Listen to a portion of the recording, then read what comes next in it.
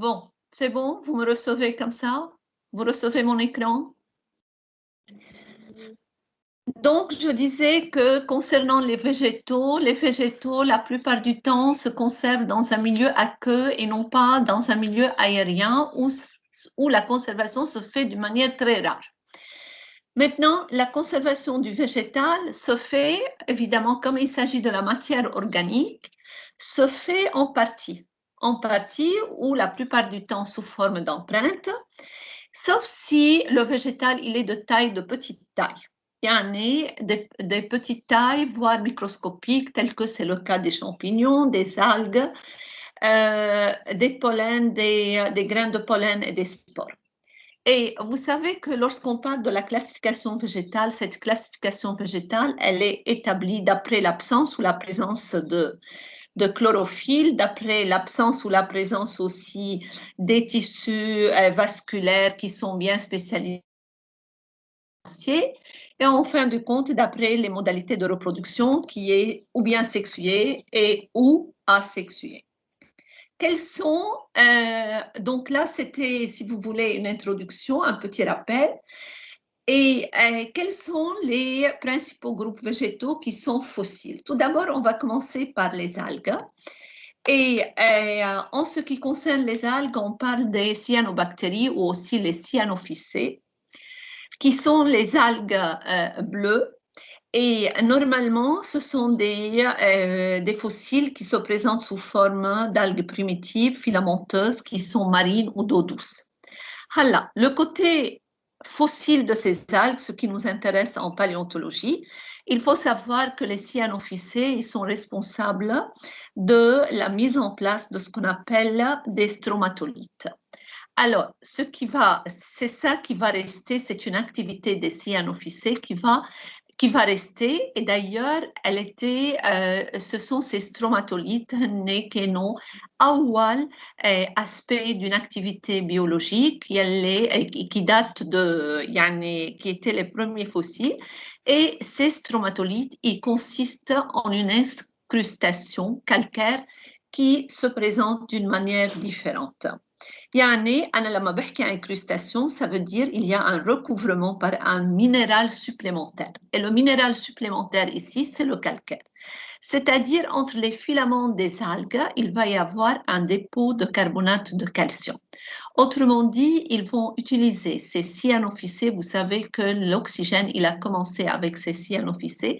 Les cyanophycées vont utiliser ces algues bleues, ils vont utiliser le CO2 de l'atmosphère et ils vont déposer le carbonate de calcium et ces stromatolites, c'est-à-dire cette activité, ce témoignage de ces algues bleues va se manifester sous forme de stromatolites qui peuvent être de formes différentes. Là, ce que vous voyez, par exemple, ici, vous avez des dépôts concentriques de carbonate de calcium, ou bien on peut dire que ça, il s'agit donc un stromatolite, on voit qu'il y a des zonations ici, ou bien ce stromatolite alors se présente avec des dépôts qui sont des dépôts sinueux et ça peut être aussi un dépôt avec des filaments qui sont linéaires. Et vous voyez, il y a une alternance de dépôts clairs et dépôts plus foncés. Là, c'est pareil. Et de quoi il s'agit? Vous avez le dépôt foncé, il s'agit de la matière organique qui se présente ou qui est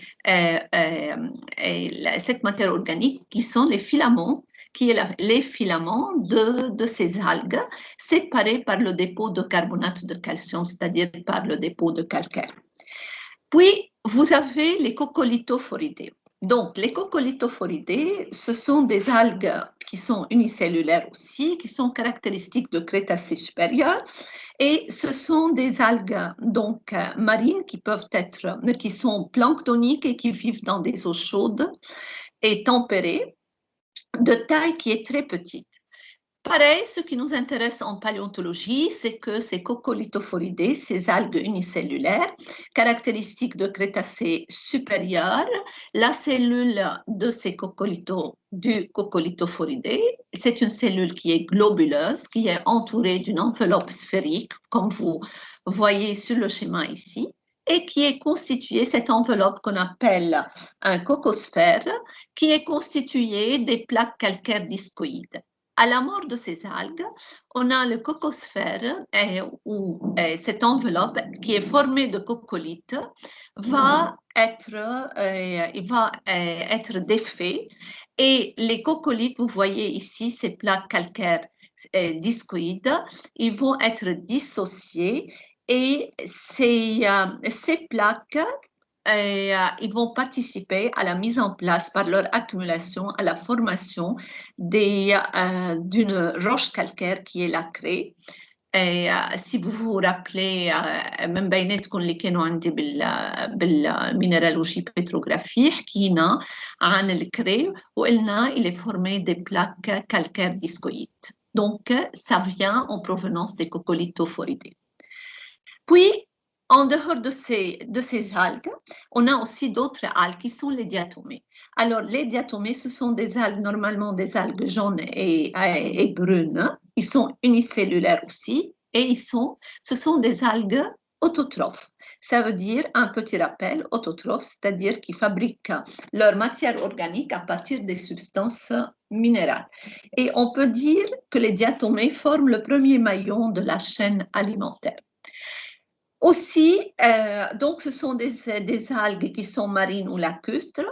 Ce qui nous intéresse en paléontologie, c'est ce qui se fossilise. C'est-à-dire à savoir que les diatomées sont enfermées dans une coquille siliceuse qui est constituée de deux valves emboîtées et poreuses. Vous avez la valve inférieure qui est là et vous avez la valve supérieure qui est là, donc avec une ceinture connective qui se trouve entre les deux valves. Et évidemment, on peut dire que les diatomées, normalement, ils ont surtout un intérêt qui est un intérêt écologique parce que les diatomées reflètent des conditions de milieu de vie, c'est-à-dire des conditions notamment comme la salinité et l'acidité de l'environnement, de leur milieu de vie. Et à savoir que les diatomées sont responsables par leur accumulation, c'est-à-dire ces coquilles siliceuses, lorsque ça s'accumule, ils vont nous donner une roche qui s'appelle une diatomite. Ou la diatomite, c'est une roche qui est مسمية أوقات farine parce que c'est une roche qui est friable et qui ressemble beaucoup à la craie. Et elle est un peu marneuse. Et un peu trop parce que la coque, c'est une coque siliceuse. Et là, on peut dire que normalement وقت بتشوفوا بالفلوم مثلا شي حدا عم بيعمل سوبرمان مثلا عم بيعمل حامل شي صخرة من هيدا ça peut être vrai si هالروش هيدي c'est de diatomite لأنه elle est très légère. Bon. Puis, je vais parler des chlorophycées, qui sont des algues vertes marines et saumâtres. Et il s'agit normalement d'un thalle qui est cylindrique, qui porte des rameaux simples ou ramifiés. On ne les voit pas, ces rameaux, sur cette photo-là. Mais il faut savoir qu'il y a des rameaux qui présentent ces rameaux. Ils peuvent présenter... qui sont verticillés. Verticillés, c'est-à-dire ils présentent un assemblage de petits rameaux. Toujours, on parle des feuilles verticillées, on parle des fleurs verticillées, et là, on parle des rameaux, c'est-à-dire c'est un assemblage, c'est une forme d'assemblage des rameaux. À savoir que les chlorophycées, ils ont pu être utilisés parce qu'ils s'incrustent de calcaire et ils ont pu avoir certains chlorophycées une importance géologique lorsqu'ils ont formé ce qu'on appelle des charbons d'algues. Et actuellement, ils en parlent beaucoup parce que ça peut être une sorte de carburant. Ça, c'est en ce qui concerne les algues. Donc, je vous ai donné une idée à propos des algues et je répète que sur les diapositives, il y a surtout ce qui nous intéresse en tant que paléontologie. Et Et là, je passe au crypto gamme vasculaire ou ptéridophytes et je continue à parler des végétaux fossiles concernant les ptéridophytes. Donc, lorsque je parle des ptéridophytes ou les cryptogames vasculaires, ce sont les végétaux qui sont pourvus de tissus conducteurs, mais ils n'ont pas de fleurs. Donc, et ces végétaux, donc, ils ont des racines, des tiges et des feuilles, mais pas de fleurs, pas de graines. Et la différenciation se fait au moyen des spores. Et là, je répète qu'au moyen des spores, c'est-à-dire il s'agit d'une cellule isolée qui peut donc assurer la dissémination de l'espèce. Et parmi ces cryptogames vasculaires, on cite les xylophytes. Les xylophytes qui sont les premiers représentants qui datent de Dévonien, donc il y a 400 millions d'années au hectare, connus, donc ce sont les premiers végétaux connus, des végétaux continentaux qui possèdent une tige. Donc, on va citer le genre Rhynia. Et concernant le genre Rhynia, comme le présente la photo, le schéma, c'est une plante qui est grégaire, c'est-à-dire c'est une plante qui vit en groupe. Et l'appareil végétatif, elle est formé des axes, et des axes qui sont étalés sur le sol. Et à partir de ces axes, on a d'autres axes qui vont être dressés, qui vont être perpendiculaires à ces axes qui sont au ras du sol et qui se ramifient par la dichotomie. Et puis, on voit que l'écorce, elle est chlorophyllienne. Après, on va passer aux lycophytes. Parmi les lycophytes, faites attention, les lycophytes, actuellement sont des formes herbacées, mais il faut savoir que la plupart des forêts carbonifères de l'ère primaire étaient formées de lycophytes. Donc, ils ont donné la plupart des arbres des forêts carbonifères de l'ère primaire et on cite le genre Lépidodendron. يعني بالكربونيفير يلي هو عصر الشربون, évidemment, les lycophytes, ils ont participé à la formation du charbon, مشان هيك ce sont les arbres des forêts carbonifères de l'ère primaire. Je répète qu'actuellement, ce sont des formes herbacées. Donc, le genre Lépidodendron. Qu'est-ce qu'on peut dire de Lépidodendron? On a vu ça déjà dans la séance de TP. Et Lépidodendron, ce sont des végétaux arborescents où la taille de l'arbre va atteindre les 10 à 20 mètres de haut. Et évidemment, ils étaient à côté des étendues d'eau. Donc, donc ce sont des arbres qui entouraient des marécages, qui entouraient aussi des lacs. C'est dans ces lacs où il y a eu la formation du charbon. Et normalement, si vous vous rappelez bien, que le tronc de l'arbre était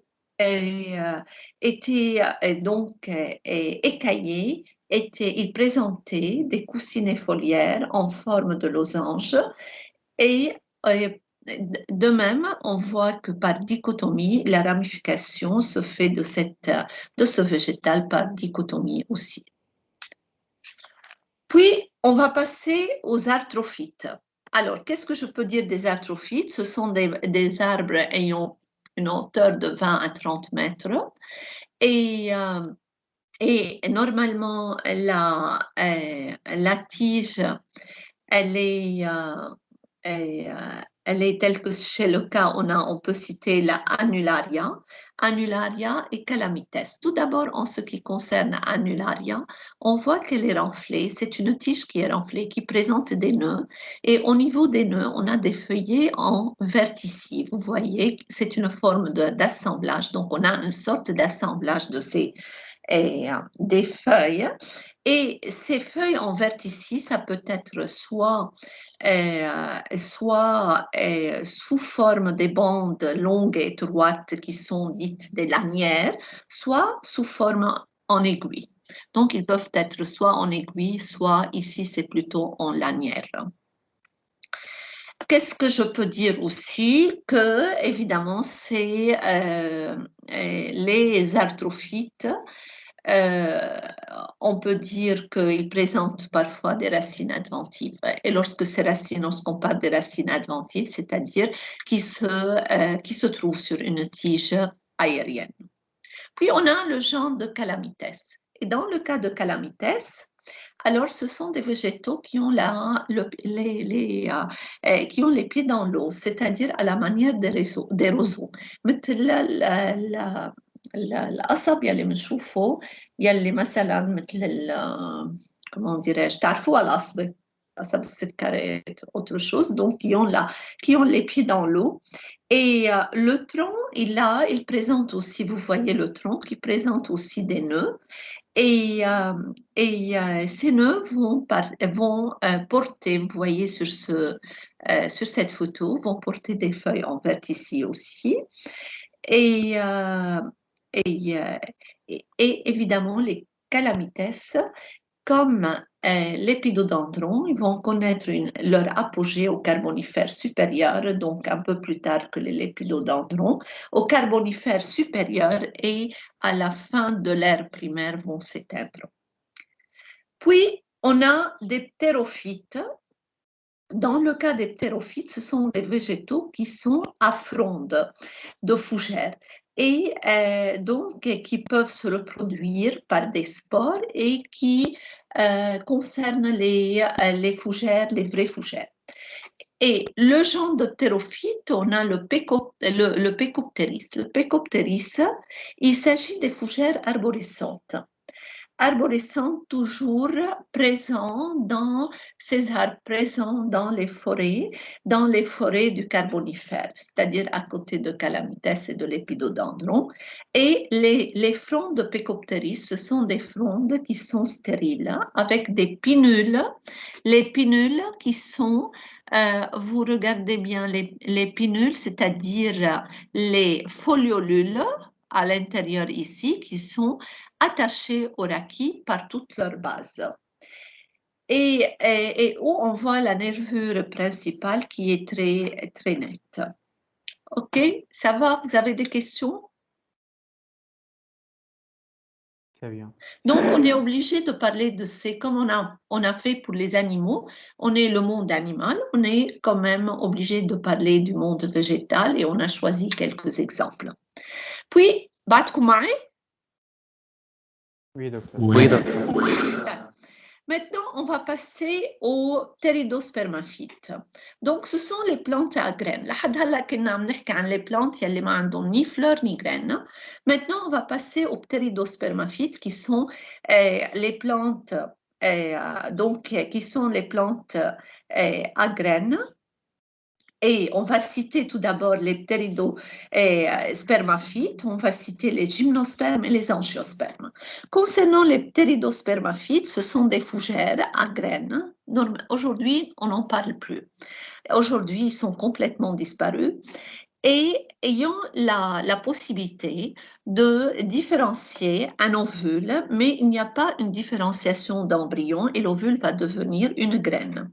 On va citer l'exemple de Medulosa. Donc, on a le genre Medulosa et genre Medulosa qui a existé aussi au Carbonifère moyen, de Carbonifère moyen au Permien et qui était capable, l'appareil végétatif a été capable de donner le bois secondaire. Puis, tout simplement, donc quelques mots à propos de ça. Et après, on va passer aux gymnospermes. Des gymnospermes, qu'est-ce que c'est les gymnospermes? Ce sont des plantes à ovules qui sont caractérisées par des grains formés à nu après fécondation. يعني شايفين الباléontologie, il touche un peu à l'écologie, un peu à la zoologie, un peu à la botanique, mais on en tire ce qui nous intéresse en tant que données paléontologiques. Donc, en ce qui concerne les gymnospermes, je peux dire que ce sont des plantes à ovules. On a des grains qui sont formés à nu après la fécondation.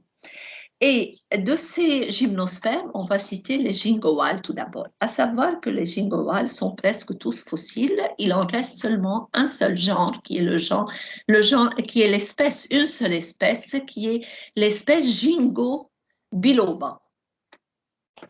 Alors, Ginkgo biloba qui existe à l'état sauvage en Inde.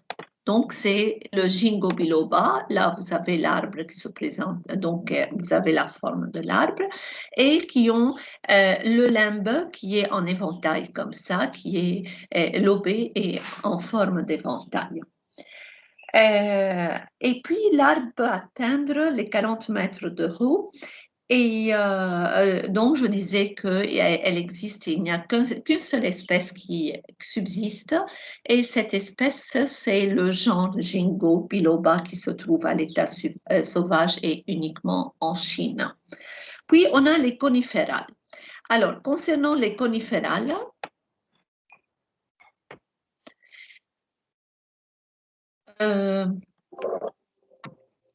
bon, alors, pour les coniférales, on a le genre Lebbachia. Alors, pour le genre Lebbachia, c'est un arbre de petite taille qui est peu ramifié, mais ce qui là, vous avez une photo qui nous présente les feuilles qui sont en aiguille, et à savoir que les cônes sont toujours unisexués et ils sont normalement situés au bout des rameaux, c'est-à-dire à l'extrémité des rameaux. Puis, on a les cicadales. Et dans les cicadales, on a les cicadales et les bénétitales. Et les cicadales, où on a le genre qui est Nilssonia, et dans les bénétitales, on a choisi le genre Williamsonia. Et dans ces deux genres,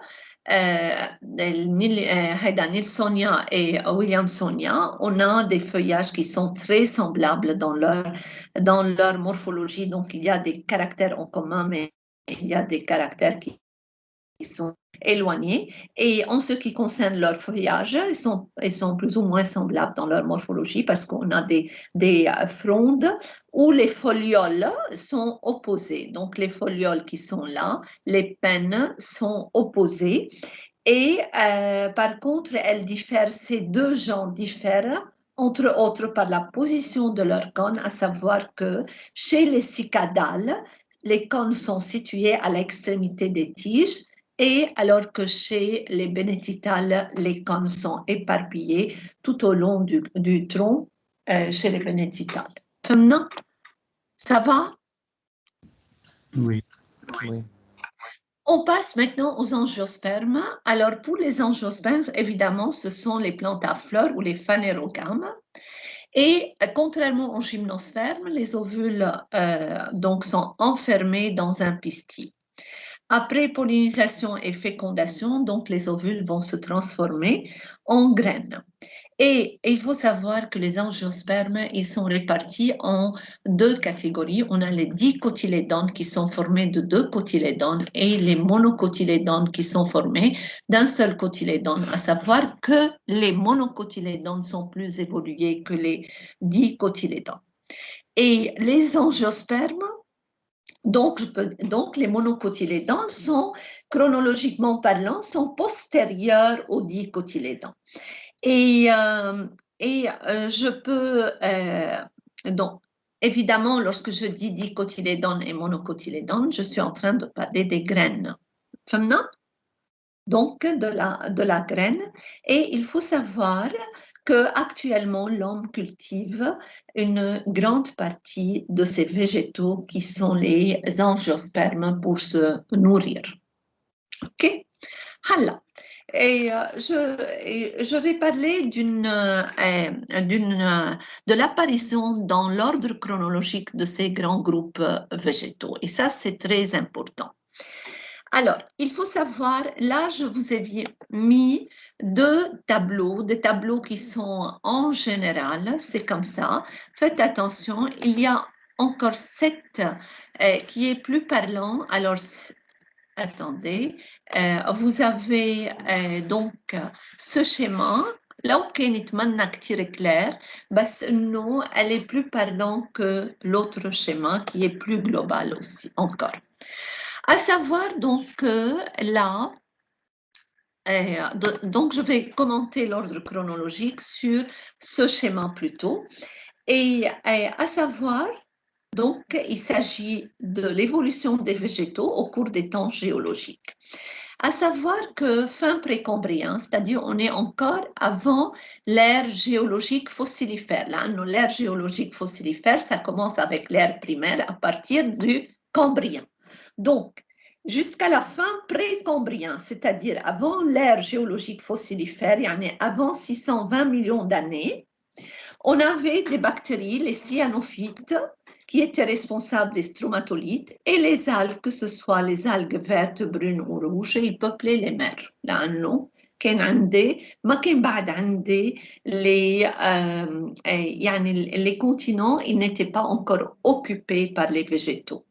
Mais à partir de l'ère primaire, c'est-à-dire تقريبا jusqu'à 240 يعني من 620 إذا أخذتوا غير فوتو يمكن تلاقوها à 670, 650, donc ça change. Maintenant, c'est pas grave puisque l'unité de temps c'est le 1 million, à quelques millions près, معلش. Donc de 620 millions d'années jusqu'à 245 millions d'années, c'est-à-dire jusqu'à la fin de l'ère 245 millions d'années jusqu'à la fin de l'ère primaire, c'est-à-dire à la fin de Permien, les fin de Permien, ça date de 235 ou 225 millions d'années. Mais oui, on peut dire dans d'autres littératures, il y a 245 millions d'années. Donc, de 620 millions d'années jusqu'à 245 millions d'années, qui concerne l'ère primaire, autrement dit l'ère paléozoïque, on peut dire que la végétation constituée des algues était très nombreuse, était très diversifiée dans les océans, dans les mers et les océans, donc dans le milieu marin. Par ailleurs, on a les terres émergées, c'est-à-dire sur les continents, et on trouve une grande diversification des ptéridophytes. يعني l'ère primaire يلي هو من هون بلش on trouve donc une بلش من الكامبريان, silurien, dévonien, لحد البرمien. On voit ici une grande diversification des ptéridophytes. Vous voyez les ptéridophytes ici. Et des gymnospermes parce que à partir de l'ère primaire, il y a l'apparition des gingoales, donc les gingoales qui sont là, mais à partir de primaire, il y a l'apparition, donc au Permien, il y a l'apparition des gingoales, il y a aussi l'apparition des coniférales, donc les coniférales qui sont ici, donc les coniférales qui à partir de carbonifères supérieurs. Et par contre, il n'y a pas aucune trace d'angiosperme. Yani, au cours de primaire, on voit l'apparition de certains gymnospermes. Il y a eu l'apparition de certains gymnospermes. Il y a eu une diversification des ptéridophytes sur les terres émergées, mais aucune trace d'angiosperme. Et au cours du secondaire maintenant, il y a les ptéridophytes, vous voyez au cours du secondaire, c'est-à-dire à partir du Trias, les ptéridophytes qui étaient très diversifiés au Permien, alors ils font place, c'est-à-dire ils vont reculer au profit des gymnospermes. بتشوفوا انه هون صار في عندي recul des ptéridophytes au profit des gymnospermes.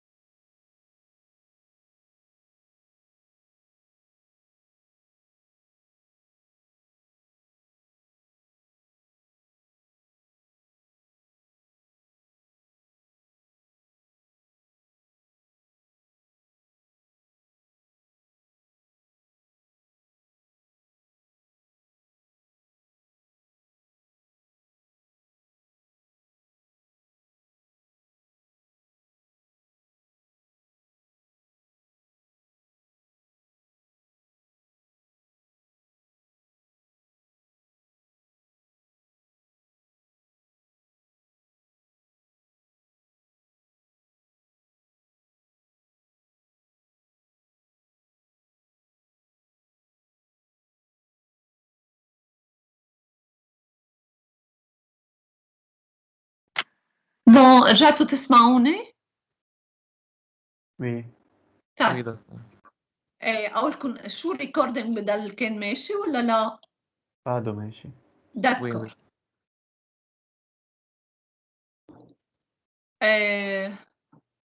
فإذا رح نرجع وين كنا هون. خلاص vous recevez انقطعت الكهرباء عندي رجعت. Au cours de secondaire, je disais que les ptéridophytes vont reculer au profit des gymnospermes. Et tel qu'au gymnosperme, il y a eu l'apparition de cicadales pour les gymnospermes.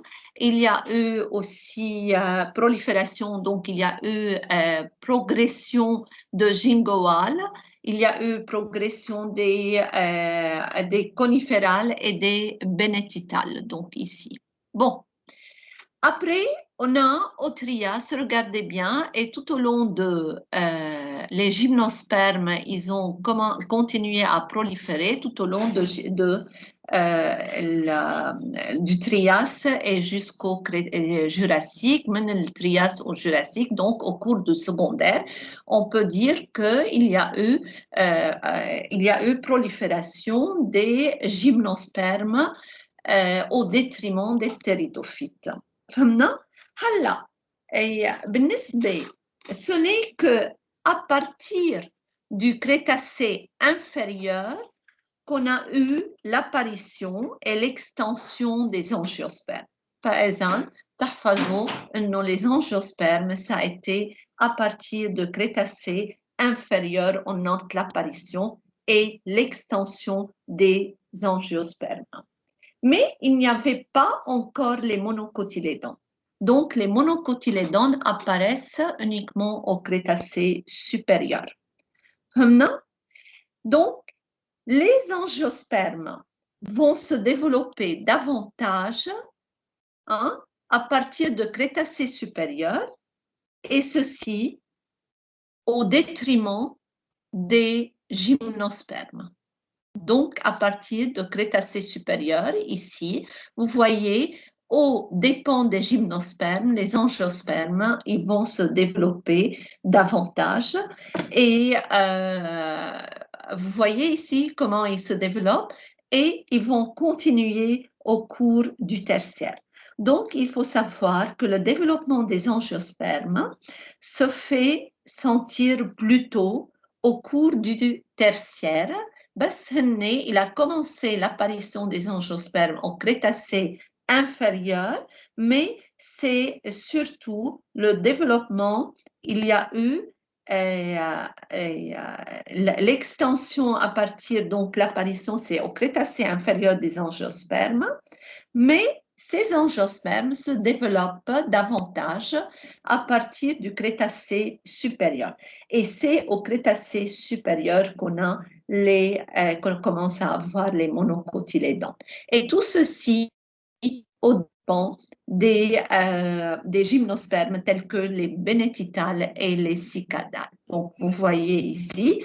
Mais et au cours du tertiaire, on est le développement des angiospermes et qui est plus au cours du tertiaire et que et la flore au quaternaire n'est pas très différente de la flore de la fin du tertiaire.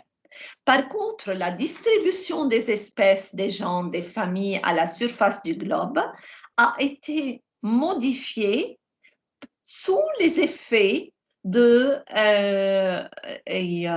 l'extension donc des aires géographiques, du changement de la topographie mondiale à cause de la dérive des continents et du changement de climat à l'échelle du globe. Il y a eu beaucoup de refroidissement qui était un refroidissement global concrétisé par des glaciations à l'échelle mondiale. C'est bon pour ça? Pour conclure pour ce chapitre, il faut savoir que les champignons et les bryophytes,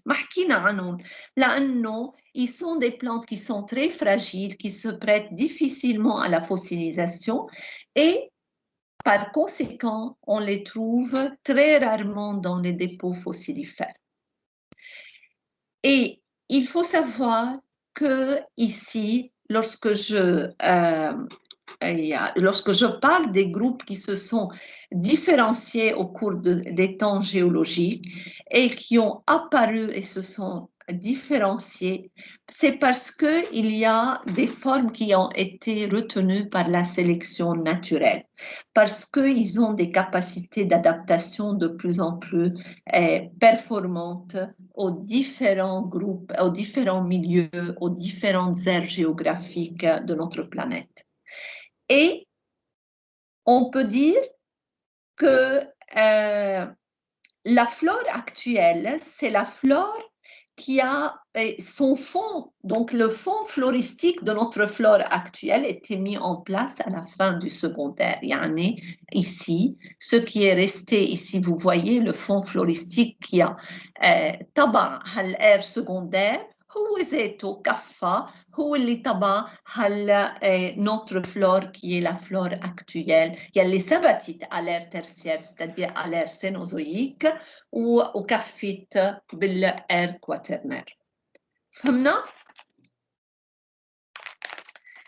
Alors, là, puisque je parle toujours de là, je vais parler هيدا chapitre beaucoup holiste بدي هلا je vais entamer un nouveau chapitre يلي هو le chapitre 15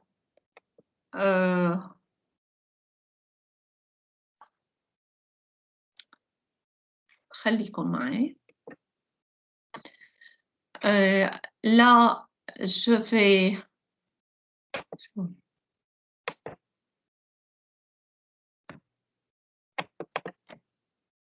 مش الحال للشابيتر 14؟ في دكتور. طيب يمكن شوي عم بعجل نتفة. أنا ما عم بفهم شو عم بيصير بهالجامعة، عن جد ما عم بفهم، لأنه ما بعرف شو عم بتصير، خبصة ما بعرف شو، إنه أنتوا فهمتوا شو؟ نعم؟ نعم؟ إحنا مش عم نفهم. يعني ما بعرف هل هو بدنا نرجع en présentiel، هو مش رح نرجع en présentiel. أنا بفضل إني كفي لكم آخر سمان من التبي على الأونلاين لأعرف إنه حتى ما ضيعكم بين البريزنسيال وأونلاين، لأنه الأورجانيزاسيون مش هي ذاتها. وي دكتور لحتى ما ضيعكم صدقوني، لأنه الأورجانيزاسيون مش هي ذاتها. بعدين الفحص شو بده يكون؟ عن جد سامي يعني ما بعرف شو عم بيصير. إنه أنا بالنسبة لإلي je vais continuer على الأونلاين، لأنه بعد عندي بدي نهار التنين والتلاتة كان بدي أرجع أعملكم شوية ريفيزيون. يعني ما بعرف أنتوا شو رأيكم؟ لا دكتور هن شو قالوا؟ لأنه هن باعتين خبر. مين معي؟ كارين؟ نو تاتيانا. كارين موجودة؟ كارين موجودة؟ وي دكتور. كارين أنت en tant que délégué مع إليو ما وصلكم شيء؟ دكتور أنا هلأ من حكيت دكتور أنطوان إيار قال لي إنه لو جودي et le vendredi حيكونوا كونجي، بس كمرسوم بعد ما طلع. لأنه نحن بعتوا لنا إنه آخر سمان تبي تري بروبابل إنها تكون اون بريزنسيال. هلا ما نفهم إذا كان يلي ما خالص، يعني اللي خالص التبي بعتوا لنا إنه يكون يعمل فحصه بهالسمان، يلي مش خالص التبي الفحص بلوتار بيكون. أنا مش خالصة التبي، بس أنا يعني أنا بيرسونيلمون مون افي إنه ما روح أعمل آخر سيانس اون بريزنسيال، لأنه برجع بعيد الأورجانيزاسيون مش هي ذاتها على الأونلاين وأون بريزنسيال، يعني حتى تكونوا كورون. وبعدين ساعتها شو بعطي فحص؟ أنا شو بعمل فحص؟ بازي على الأون بريزنس، بازي اون لابسار. في سؤال تبي يمكن نروح عليه بس بيستبعد، بس c'était pas le paléonto هيك hier il m'a dit يعني. بس حيكونوا كان عم بيقول إنه معقول يكونوا les examens للي خلصوا تبي إنه يكونوا آخر semaine de TP en présentiel. بس طيب مش ناخد اوكي cours. مش شو؟ مش إنه ناخد une séance de TP شرح séance de TP en présentiel دكتور لأنه خلصنا. لانه ما كانت كتير واضحه، يعني جو me posais des questions ما كانت واضحه لهيدا، قلت انا اليوم بسالك انت او اليو. دونك نحن رح نكفي اونلاين. Oui, oui. انتم ما في عندكم 2 و3 بالوقت الباليو، ما عندكم شيء مجبورين تعملوه اون باراليل بالجامعه ما يكون الاستاذ عباله ياخذكم اون بريزونسيال؟ ما بعتقد لأن في سلمى أنسل تبي اللي معقول إنه بس إنه بعد ما بنعرف شو بدهم وهيدا يعني شو هيدا بده التبي وين بيكون؟ هيدا وين بيكون بأي نهار؟ كمان ما بعرف لا منه بس مش قصدي عارفين انتم عادة بتاخذوه أي نهار؟ كمان التنين كمان لندي التنين. ايه هون شو بنعمل نحن؟ إذا أنتم عندكم إياه تروحوا تعملوا فحص فيه، أنا صار بروجرام كتير مخردة، يعني شايفين قديش بسبب 3 جماع خميس وجمعة ما بعطي فيهم كراتي عم بيكونوا مش موجودين. يعني حتى ولو عملت ألاجمون بس في 6 بعد في 6 في شابيترات، يعني أنا عادة وقت كنت أعطيهم بشكل منتظم آخر جمعة ما يكون خلص كورة، هلا مش عم بلحق. بنفس الوقت مطلوب منا ما ناخذ ما ناخذ بوقت الفرص شيء، اصلا ما جافي با لانتونسيون اني اعطي وقت الفرص، بس بنجي بنسال التلاميذ بيقولوا انه مش ما عندهم وقت بهالوقت، عندهم كور او عندهم هيك، يعني ما عم بفهم. باردون يعني، بس انا ما بعرف ليش حاسه انه قرارات مش كثير بون. نعم نعمل باليو، فينا نبقى نعمل باليو بساعات الريسورس فيلوجينيتيك والريسورس ناتوريال لأنه هول اوبسيونيل وخلصناهم. فمثلا ميركودي 8-10، ميركودي 12:30 ل1:30، فندردي 12 1:30. لحظة قولي لي شو هن على القليلة ميركودي أي أيام؟ فينا الماخذي لا إذا فينا قبل أنا بفضل، إذا فينا قبل بفضل لأنه كوري ديجا مؤخر الأربعة وأنا عادة ما باخذ هالقد مؤخر. أي فينا فينا ناخذ ميركودي امتى؟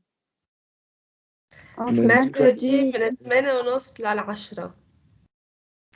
8h30 jusqu'à 10h. أنا جو فو بيان، هيدي بناسبني. إيه وكمان ميركودي فينا de 12h30 à 1h30. ايه بس ما بدي تقل عليكم اكثر، اذا بتعطوني 8h30 à 10h وبرجع بلاقيكم على 14 هيدا 13h15 مثل ما هو بالعاده لنا جوسكا 15h ماشي الحال. Oui, comme ça. اوكي on fait comme ça. بعتبره جواب نهائي 8h30 ل 10h جمعة الجاي. دكتور بس نحن بعد ما تناقشنا مع بعض، يعني ما حكينا على الجروب. طيب احكوا على الجروب لانه عن جد في عندي ازمه، احكوا عن الجروب وهيدا 8h30 ل 10h بنسبني كثير منيح ورجعوا كونفيرم موا سا. اوكي دكتور بليز اليو باسرع وقت اعملوها هيدي لحتى ما حدا من الاساتذه ياخذ هال 8h30 ل 10h. دكار؟ وي. طيب فإذا هلا هون on va parler des restes végétaux et les domaines d'application. بس بدي بلش أنا بدي أعطيكم بس هالثلاثة ديابو.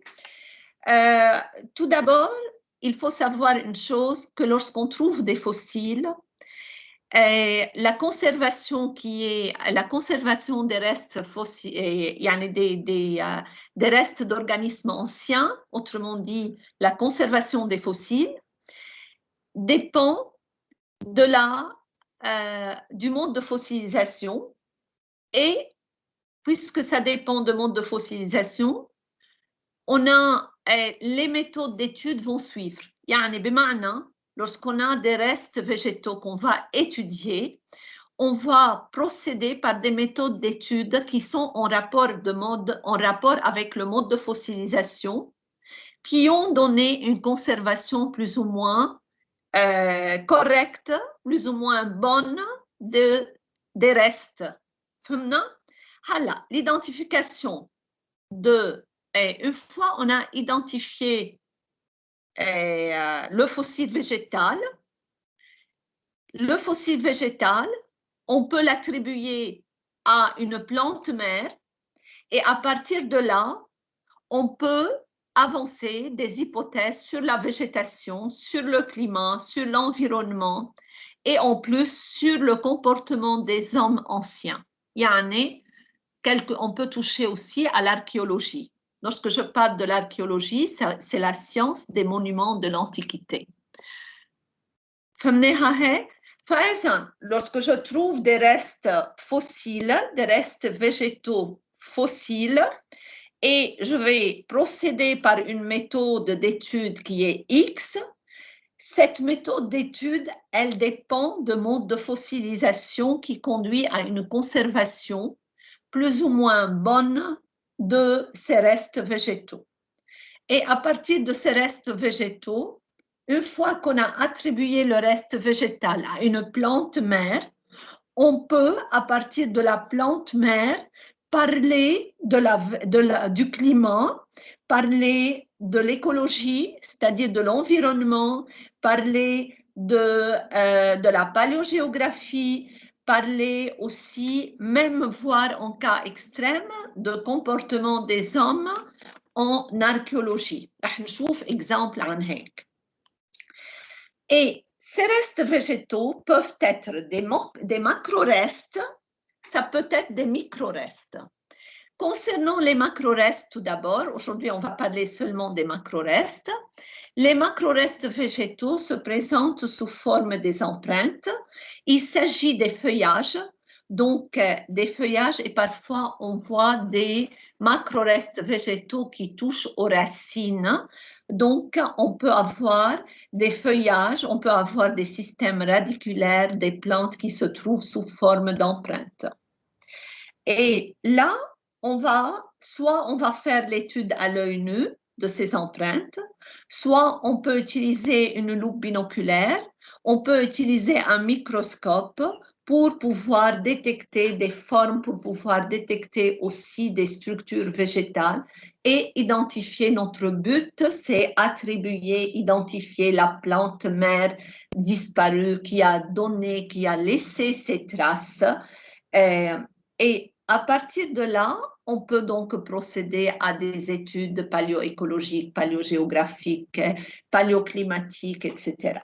À savoir que les empreintes sont meilleures sur des roches ayant des sédiments, ayant des roches qui sont formées des particules sédimentaires très fines, telles que les schistes, telles que les diatomites, qui sont meilleures que le calcaire ou le grès, parce que ces roches sont formées des particules sédimentaires très fines.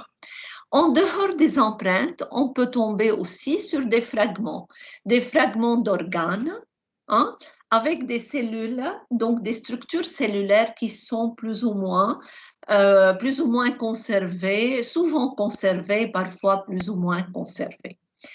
Et là, vous avez par exemple le cas, ici vous avez des exemples tels qu'une tige qui est masquée par des feuilles écailleuses de brachyphyllum. Vous avez ici des ovules chez Ginkgo biloba, donc 2 ovules chez des Ginkgo biloba. On a des fois des cas de racines, des racines avec des traces charbonneuses, qui est le cas ici. Vous avez aussi le cas du charbon, vous avez le cas des fruits, des graines, des gamètes, etc. Donc, ce sont des fragments d'organes avec des structures cellulaires qui sont plus ou moins conservées, voire souvent conservées. Et faites attention, la plupart des organes végétaux, sont résistantes. Pourquoi elles sont conservées? Parce qu'elles sont résistantes à l'attaque des micro-organismes. Là, elles sont imprégnées par la lignine. C'est la lignine. Et dans leur tissu, il y a la lignine qui donne une grande résistance à la décomposition. Donc, c'est la lignine qui les protège. Il faut savoir que ces organes végétaux qui sont à l'abri d'une éventuelle carbonisation partielle, hein, ou bien ils ne sont pas à l'abri d'une éventuelle carbonisation partielle, ils peuvent être exposés à un incendie et donc ils vont subir une carbonisation. S'ils sont surtout tels que les bois, c'est-à-dire si les bois sont résistants à l'attaque des micro-organismes à cause de la lignine, ils ne sont pas à l'abri d'une carbonisation partielle.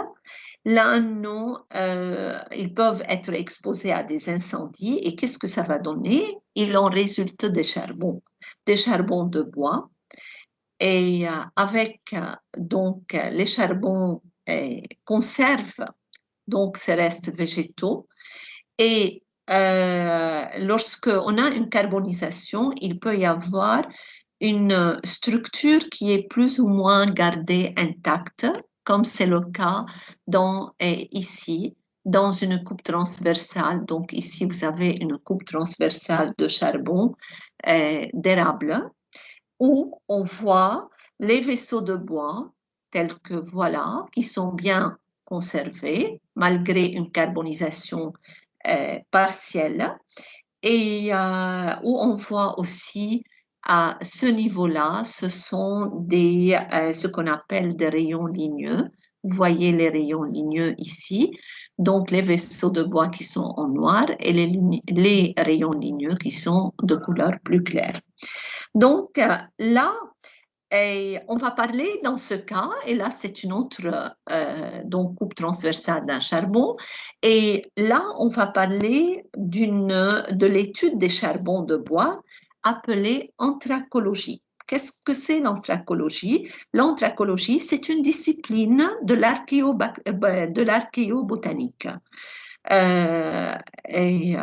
Donc qui s'occupe de l'étude des charbons de bois. Donc, maintenant, à l'ancienne, on a des maisons qui ont des poutres, et lorsque ces poutres, ils vont être brûlés pour une raison ou pour une autre. Donc, ce peut être des incendies qui sont des incendies naturels ou provoqués par l'homme. Donc, ça va nous donner du charbon, et à partir de ces structures donc, qui vont être brûlées, on peut donner l'âge absolu de la matière organique à partir de ce charbon, à savoir que le temps écoulé depuis, donner l'âge absolu de la matière organique à partir de ces poutres, par exemple. Je peux déterminer l'âge absolu de la matière organique des poutres qui sont carbonisées, à savoir que le temps écoulé depuis sa mort jusqu'à 50 000 ans. C'est limité. L'étude du charbon de bois, il est limité dans le cadre chronologique jusqu'à moins 50 000 ans. Depuis la mort du végétal jusqu'à 50 ans, fiatiner une idée. Et de ce fait, il est possible que les charbons de bois soient identifiés, soient datés par le carbone 14 pour pouvoir suivre l'évolution végétale de milieu de dépôt. بعرف أي poutre مثلا أي إجا قبل الثاني أي poutre كان أكبر من الثاني البريود après sa mort jusqu'à moins 50 000 ans من هو يلي أقدم من الثاني, et comme ça je peux suivre l'évolution végétale de milieu de dépôt, par exemple dans des maisons qui ont des poutres, qui ont des structures en bois. هلا أنا j'ai dit le carbone 14. Tout simplement, j'aimerais vous donner quel est le principe du carbone 14. Faites attention, lorsque je parle du carbone 14, ce n'est pas à retenir, là, c'est quelque chose en plus, بس ما في احكي عن شيء ما اشرحه. Donc, le principe du carbone 14 هو شو؟ في عنا بالجو, dans l'atmosphère, on a des neutrons qui sont libres, qui vont heurter les molécules d'air. Et de ce fait, les neutrons plus l'azote atmosphérique va donner le C14. Alors, normalement, la production de C14 a lieu, l'isotope C14 a lieu entre 15 000 à 18 000 mètres d'altitude. L'atome de radiocarbone ainsi produit, C14, il va réagir avec l'oxygène pour former le dioxyde de carbone. Alors, à partir de dioxyde de carbone, il va rentrer dans la chaîne alimentaire en commençant par les végétaux. يعني les végétaux, les organismes végétaux vont l'assimiler. Donc, le dioxyde de carbone, le CO2, va être assimilé par les végétaux. Et après, les végétaux, on a les animaux qui se nourrissent des végétaux, رح يمرق CO2 على الانيمaux. Après la mort de l'organisme, tout échange avec le milieu extérieur va cesser. Et à partir de ce moment, le radiocarbone qui est présent, il va rester piégé. Et à partir de la mort, مثلا في عندي شجرة, خذوا الشجرة, وقت الشجرة عم تاخذ هالديوكسيد de carbone لها pour la photosynthèse, عم تاخذ الديوكسيد de carbone pour produire de l'oxygène. Donc, après la mort de l'arbre, l'échange avec le milieu extérieur va cesser. Et le radiocarbone qui est initialement présent dans l'organisme végétal, il va rester piégé et à partir de ce moment, il y a sa quantité qui va se mettre à décroître. Donc, il se met à décroître et ceci va nous permettre, il y a une méthode pour mesurer la quantité de CO2, c'est-à-dire la quantité va se mettre à décroître et ceci va permettre de savoir depuis combien de temps l'organisme végétal est mort. C'est le principe de CO2. Et là, il y a une méthodologie pour mesurer le C14. يعني شو بيبقى من هالC14 وبيعطيني أي متى l'organisme il est mort. عم نفهم؟ Donc ça c'est في des laboratoires خصوصي بيعنوا بالl'étude ou le mesure تبع C14 مثلا au niveau d'un morceau de bois, d'un tronc de bois qui a été carbonisé. فهمنا؟ Allô? Donc, le tout, c'est de savoir le principe de C14. انتم منكم مجبورين فيه بس لأنه ذكرناه comme méthodologie qui peut être concernant les charbons de bois qui peuvent être datés par le carbone 14. La prochaine fois, je m'arrête ici. La prochaine fois, on va continuer à parler des micro-restes végétaux et je vais vous parler des domaines d'application notamment des micro-restes végétaux. Maintenant, des domaines d'application en vous parlant de charbon de bois avec ça, c'est une des méthodes d'application sur les végétaux, sur les macro-restes végétaux. On va voir concernant les micro-restes végétaux comment se présentent et quels sont les domaines d'application pour les micro-restes végétaux. Par exemple, la prochaine fois, je vais continuer ce chapitre et je vais ما بقى رح استعمل قصة إنه كل séance بعطي chapitre رح استعمل plutôt الوقت. يعني لما بخلص مثل ما عملت اليوم بخلص وبكون بعد في وقت بدي كفي بالشرح. وفور ا مزور برح لكم انه هيدا تقروها بس مثلا مش للفحص. اوكي وفور ا مزور. Ok, docteur. Pouvez-vous nous envoyer le PDF لأنه نحن ما عندنا إياه هيدا ال PDF. اوكي هلا رح ابعث لكم البي دي اف تبع ال 15 16 17. اوكي Oui. 15 16 17 يلي هن ممكن جمعة الجاي بعملهم. Oui, merci. Voilà. فإذا vous allez me confirmer ça. وبعدين كارين بدك تشوفي لي قصة أنا لوندي لأنه بتعرفوا إنه إذا بدي كفي أونلاين لوندي وأنتم رح تكونوا بالجامعة بتمنى إنه لا. فإذا ça va me poser un problème.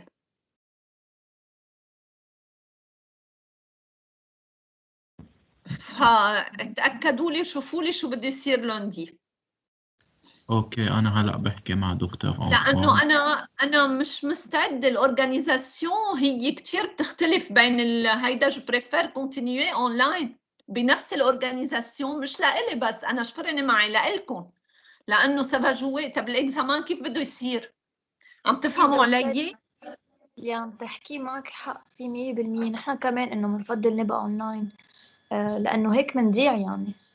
اكيد اكيد. انا بالنسبه لي جو في كونتينيوي اونلاين بس شوفوا لي كيف بدنا نظبطها. اذا لوندي بسبب هو هيدا هو التي بي يلي بتاخدوه يلي خلص معكم. هو تي بي شو فيجيتال؟ بيولوجي موليكولير. بون دونك اذا البيولوجي موليكولير بده ياخدوكم نهار التنين لتعملوا الفحص ça va poser un problème لإلي. ما بفتكر منقول لهم غير نهار عنا توت لا سيمين دو تي بي. توت لا سيمين فيكم تعملوا الميكروبيولوجي؟ ايه انه فيها نقي غير نهار مش ضروري لوندي. اوكي فاذا نحفظ خلوا لي لوندي ماردي لإلي بليز لانه ديجا مأخرين. اوكي دكر. وانت اكيد كارين انه هو وقت كان عم بيحكي اون بريزنسيال كان عم بيحكي عن الرجوع على الجامعه بس كرمال يعملوا الفحص مش كرمال سيونس تي بي.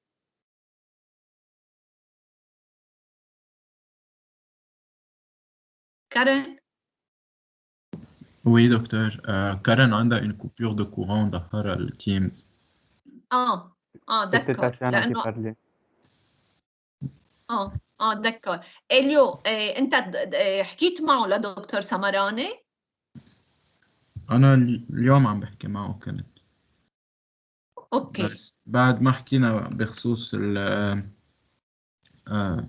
النزلة وهيك يعني عم بقول لي انه في دو فورت بروبابيليتي يكون بريزنسيال جمعة التك. شو هو البريزنسيال؟ شو هو؟ بعد ما في شيء اكيد بس انه لا سومين دو تي بي بركن يا نجي نعمل فحص يا اما نجي نعمل دي تي بي اون بريزنس. هيك فهمت من الفويس. بحكي معه هلا. ريان اوفيسيال دكتور كله عن جد ما معنا خبر شيء بدنا ندرس احتمالات. اوكي شغله ثانيه دخلكم هن ما قالوا لنا انه بدنا نطعمكم ولازم تطعموا والكورونا وما بعرف شو. وين صاروا بالتطعيم؟ ما هو على هذا الاساس اجلوا فحوصات اول سمستر قال تعمل فاكسين ما عملنا شيء. ما عم بفهم يا عمي شو هيدا يا عمي شو هيدا الخبصات.